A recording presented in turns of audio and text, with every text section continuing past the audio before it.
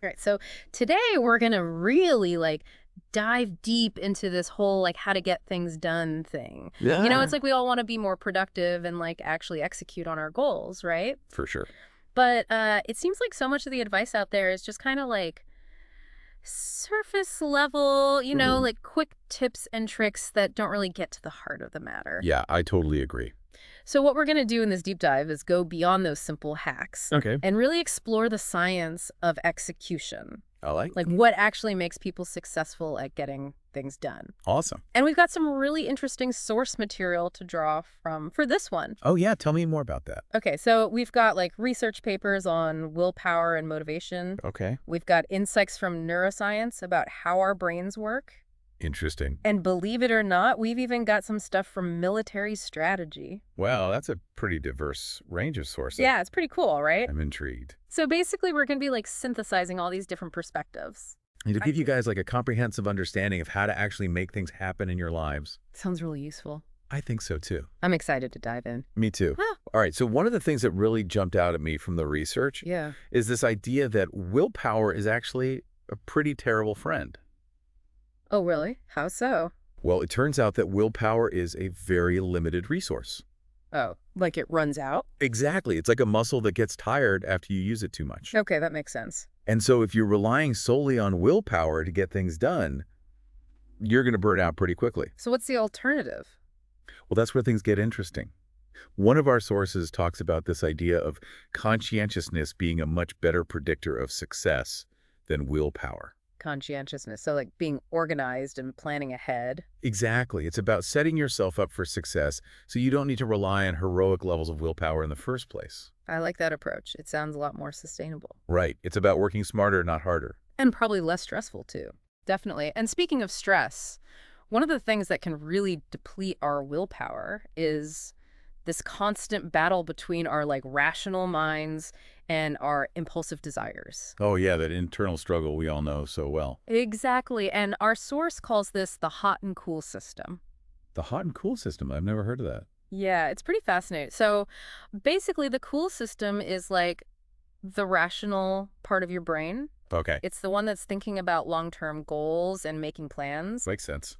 And then you have the hot system, which is all about immediate gratification. So like the part of me that wants to eat cookies instead of working out. Exactly. And when those two systems are in conflict, it creates a lot of inner turmoil. Right, because, you should be doing one thing, but you really want to do the other. Exactly. And that's where that willpower muscle starts to get fatigued. I can see how that would be exhausting. Yeah, it's like trying to hold back a tidal wave with just your bare hands. So how do we strengthen that cool system so we can resist those impulsive urges more effectively? Well, that's where things like mindfulness and meditation come in. Oh, interesting. So it's about training your mind to be more focused and disciplined. Exactly. It's like building mental strength so you can resist those temptations more easily. Okay.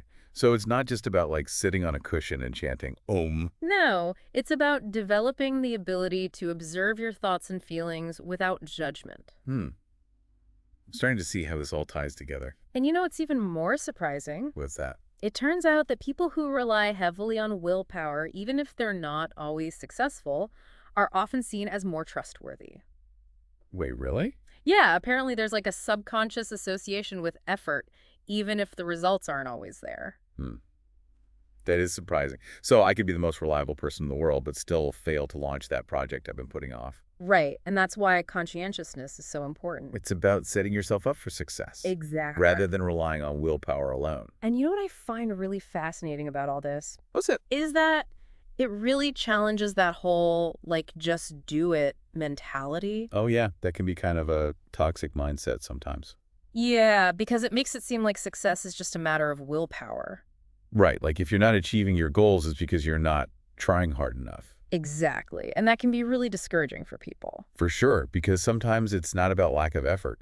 It's about not having the right systems in place. Exactly. Or not understanding how your brain works. So what we're going to do in this deep dive is really break all of that down. I'm excited to learn more. Me too. All right, so let's talk about motivation for a minute because, we all know that feeling of just not feeling like doing anything right. Oh, yeah, for sure. But, what's actually going on in our brains when we're feeling unmotivated? Yeah, that's a good question. Well, it turns out that a lot of it has to do with this neurotransmitter called dopamine. Dopamine. Okay, I've heard of that. Yeah, so dopamine is basically like the reward chemical in our brains. So like when we do something pleasurable, our brains release dopamine. Exactly, and that dopamine hit makes us feel good, which motivates us to keep doing that thing. Okay, that makes sense. But here's the catch. If the reward seems too far off or the effort feels too high, our brains might decide it's not worth the effort. Oh, so that's why it's so hard to get started on big projects. Exactly, because the reward seems so distant. And that's when procrastination kicks in. Right. Because your brain is like, why bother? Yeah, so it's not just laziness. It's like our brains are actually wired to avoid things that seem too difficult or unrewarding. That's fascinating. Yeah. It kind of makes me feel better about my own procrastination habits. I know, right? It's like it's not our fault. It's just our brains being brains. Exactly. But don't worry, we're going to talk about some strategies for overcoming procrastination later on. Looking forward to that. All right, so we've talked about willpower and motivation, Yeah. but there's another piece of the puzzle that's really important. What's that? Systems. Systems. Okay. Because even if you're super motivated and you've got tons of willpower, if you don't have the right systems in place, You're going to struggle to get things done consistently. that makes sense. It's like having a great car, but no road to drive on. Exactly. And one of the key elements of any good system is this idea of perceived control. Perceived control. Yeah, it's basically the belief that your actions actually matter. So like feeling like you have agency over your own life. Exactly. And when you have a strong sense of perceived control, you're more likely to take action and persevere even when things get tough. That makes sense because if you don't believe that your actions will make a difference, why would you bother? Exactly. And this is where things like acting as if come in. Acting as if I'm not sure I follow. So it's this idea that even if you don't feel confident or motivated, you can act as if you do. Okay, so like fake it till you make it. Kind of, but it's more than just faking it. It's about actually shifting your mindset. Interesting. Because when you act as if you're confident and capable, Yeah. your brain starts to believe it. And that can lead to real changes in your behavior. Exactly. And then there's this other strategy called pre-commitment. Pre-commitment. What's that? So it's basically about making decisions in advance so that your future self doesn't have to rely on willpower in the heat of the moment. Oh, okay. I like that. So Yeah. like if I know I'm going to be tempted to eat junk food late at night, I can pre-commit to having a healthy snack ready. Exactly. Or if you want to work out in the morning, you can pre-commit by laying out your workout clothes the night before. That's a great idea. It takes the decision-making out of the equation. Right. And it makes it much more likely that you'll actually follow through. So we're talking about like setting ourselves up for success. Exactly. By making those good choices easier and those bad choices harder. And, you know, one of the best examples of how powerful systems can be comes from a rather unexpected place. Where's that? The military. The military. Okay, now I'm really intrigued. Yeah, so the military uses something called the unit management system. The unit management system. What's that all about? Well, it's basically a system for breaking down complex goals into manageable steps and then tracking progress and making adjustments along the way. So it's like a project management system for the military. Exactly. And they have this really cool cycle that they use called PARL. Apparel. What does that stand for? It stands for Plan, Execute, Review, Improve, and Lock. Plan, execute, review, improve, and lock. That's quite a mouthful. Yeah, but it's a really effective system for getting things done. So it's all about having a clear plan, Yeah. taking action, evaluating the results, making improvements, and then locking in those changes, Exactly. And it's something that we can all apply to our own lives. even if we're not in the military. Exactly. That's pretty cool. And you know what this all leads us to? What's that? The power of habit. Ah, yes, habits. Because once you have the right systems in place and you're consistently taking action, those actions start to become automatic. So you don't have to rely on willpower anymore, Exactly. It becomes second nature. like brushing your teeth. You Exactly. don't have to think about it. You just do it. And that's where things get really powerful because when you can automate your good habits, you free up your willpower and mental energy for other things. That makes sense. It's like having a personal assistant for your brain. Exactly. So how do we build those good habits? Well, our source talks about this idea of the habit loop. The habit loop, tell me more about that. Okay, so the habit loop has 4 parts: cue, craving, response, and reward. Cue, craving, response, reward. Okay. So the cue is basically anything that triggers the habit.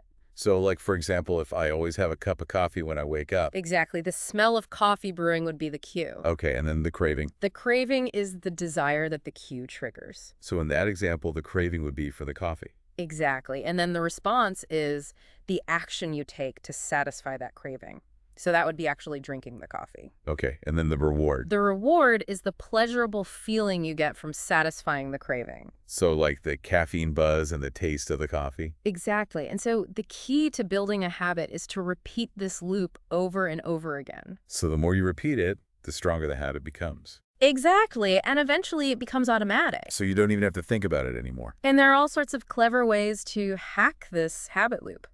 Oh, like what? Well, one strategy is called habit stacking. Habit stacking. What's that? So it's basically about linking a new habit to an existing one. Oh, I see. So like, for example, if I want to start meditating every day, Yeah. I could stack that habit onto my morning coffee routine. Exactly. So every time you make coffee, you meditate for 5 minutes. That's a great idea. It makes it much easier to remember and stick to the new habit. Right.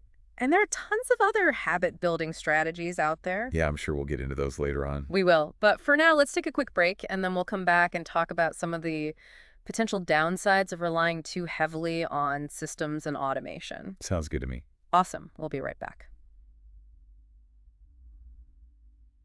Okay, so we're back. And, before the break, we were talking about all this stuff with systems and automation. Right, right. And I think, it's all really cool and powerful, Yeah. but I'm also kind of wondering if, there's a potential downside.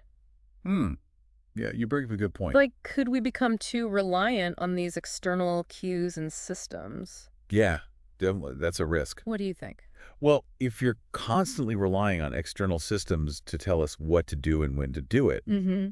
we might lose some of our own internal motivation and drive. Oh, that's a good point. We become kind of like robots just following instructions. Exactly. And that can lead to a lack of creativity and innovation. Right, because we're not really thinking for ourselves anymore. And it can also make us less adaptable to change. Oh, yeah, that's a big one because, the world is constantly changing. Right. So we need to be able to adjust our plans and strategies as needed. And if we're too stuck in our routines and systems, Yeah, we might miss out on new opportunities. exactly. So it's all about finding that balance, right? Right. Between leveraging systems and automation to make our lives easier, Mhm.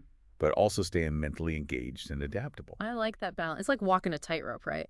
Kind of, but it's a tightrope worth walking. So what are some ways that we can, make sure we're not becoming too dependent on those systems? Well, one thing is to regularly review your systems and make sure they're still serving you. Oh, that's a good idea, decluttering your systems. Exactly. And another thing is to make sure you're still setting your own goals and intentions. So you're not just blindly following what the system tells you to do, Right. It's about being the architect of your own life. not just the construction worker. Exactly. And it's also important to make sure that you're still using your brain. Making decisions and solving problems. Right, because if you don't use it, you lose it. So it's like a muscle that needs to be exercised. Exactly. I'm really glad we're talking about this because it's Yeah. a side of this whole productivity thing that I hadn't really considered before. It's definitely something to be mindful of. For sure. All right, so moving on. Okay. I want to talk about this idea of mental priming. Mental priming. Okay, Have you heard of this? I have. It's fascinating stuff. It's basically this idea that what we expose ourselves to can actually influence our thoughts and behaviors. All right, like if you're constantly surrounded by negativity, Mm-hmm. you're more likely to have negative thoughts yourself. Exactly. And the same goes for positivity. So if you surround yourself with inspiring people and ideas, Yeah. you're more likely to feel motivated and creative. It's like you're priming your brain for success. Exactly. And one of the most powerful ways to do this is through visualization. Oh, yeah. Visualization. So it's basically about creating a mental picture of yourself achieving your goals. And really feeling those positive emotions. Exactly. And the more vivid and detailed the visualization, the more effective it is. So it's like you're tricking your brain into thinking it's already happened. Kind of. And that can help to boost your confidence and motivation. I love that it's like mental rehearsal for success. And it's not just about visualizing outcomes. Okay. You can also visualize the process. Like the steps you need to take to reach your goal. Exactly. And that can help you to stay focused and on track. This is so cool. I'm definitely going to be trying this. Me too. It's a really powerful technique. Okay, so we've talked about mental priming, Yeah. but there's another type of priming that's also really important. What's that? Environmental priming. Environmental priming. So like how our surroundings affect us. Exactly. It's this idea that our physical environment can actually influence our mood, our behavior, and even our thoughts. Oh yeah, for sure. Like if I'm working in a cluttered and chaotic space, Mm-hmm. I'm way more likely to feel stressed and distracted. Exactly. And on the flip side, if you're working in a clean and organized space, Yeah. You're more likely to feel calm and focused. It's amazing how much our environment can impact us. It really is, and this is why it's so important to create a workspace that supports your productivity. So like a dedicated space where you can focus on your work. Exactly. And it's not just about having a desk and a chair. Okay. It's also about things like light and temperature, noise level, Yeah. and even the color of the walls. Wow. So it's like designing your own personal productivity zone. Exactly. And there are tons of resources out there that can help you to create the perfect workspace for your needs. That's awesome. I'm really going to check those out.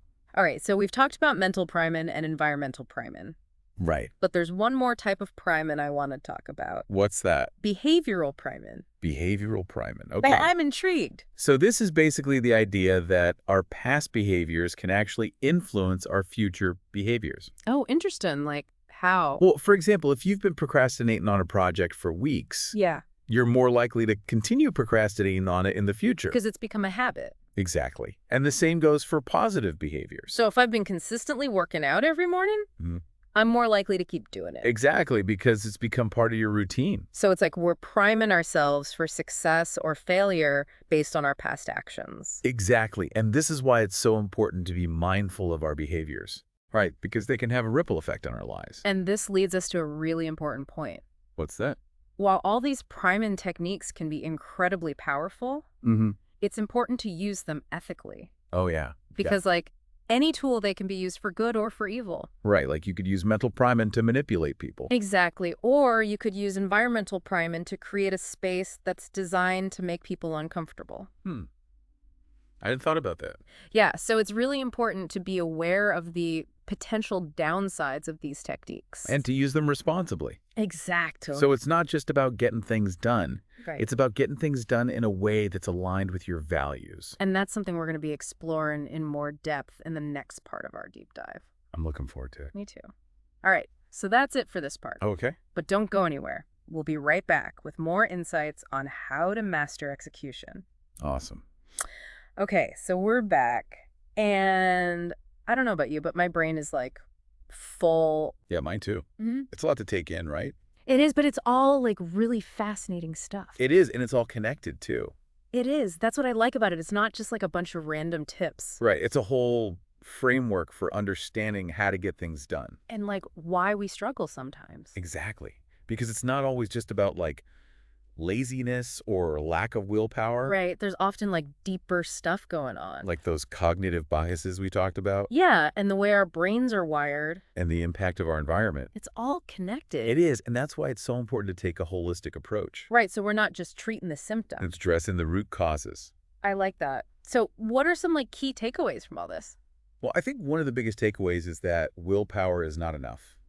Okay, so we need more than just grit and determination. Yeah, we need systems. Systems. Because systems help us to automate our good habits. So we don't have to rely on willpower all the time. Exactly. And they also help us to avoid those temptations and distractions. That can derail our progress. Right. And another key takeaway is the importance of understanding our brains. Oh, yeah, that's huge. Because when we know how our brains work, Yeah, we can work with them instead of against them. right. So it's like having a user manual for your own mind. Exactly. And that can make a big difference in how we approach things like motivation, procrastination, and decision making. It's so true. Okay, so what's like one practical thing that our listeners can do today to start applying all of this? That's a good question. What do you think? Well, I think a good starting point is to identify one area where you're struggling. Okay. Maybe it's procrastinating on a big project, Mm-hmm. or maybe it's feeling overwhelmed by your to-do list. Or maybe it's just not feeling motivated to work on your goals. Exactly. And once you've identified that area, Yeah. you can start to apply some of the techniques we've discussed. Okay, so if I'm struggling with procrastination, Yeah, I could try breaking down the task into smaller steps that's a great idea. or setting a timer for 25 minutes of focused work. That's the Pomodoro technique. Yeah, or I could try finding an accountability partner. That can be really helpful. And what if I'm feeling overwhelmed? Well, in that case, you might want to try decluttering your workspace Okay. or creating a more calm and relaxing environment. Or maybe even just taking a break and going for a walk. Those are all great ideas. And what about motivation? Well, if you're lacking motivation, you could try visualizing yourself achieving your goals. Oh, yeah, that's a good one. Or you could try connecting with your why. Like, why is this goal important to me? Exactly, and that can help to rekindle your passion. Love it. Okay, so we've got some practical tips. Yeah. But what about like the bigger picture? What do you mean? Like, what's the ultimate goal of all of this? Well, I think the ultimate goal is to create a life where we're not constantly battling ourselves, Okay. where we're not relying on willpower all the time. Where we're not feeling stressed and overwhelmed. Exactly. It's about creating a life where we're aligned with our values And where our actions are effortless. and where we're excited to wake up every day and pursue our goals. That sounds pretty amazing. It does, doesn't it? It does. All right. Well, that's about all the time we have for today. But I hope you guys found this deep dive helpful You're doing and it. that you're feeling inspired to take action. Into master execution. Exactly. All right. Until next time, stay curious, stay focused, and keep diving deep.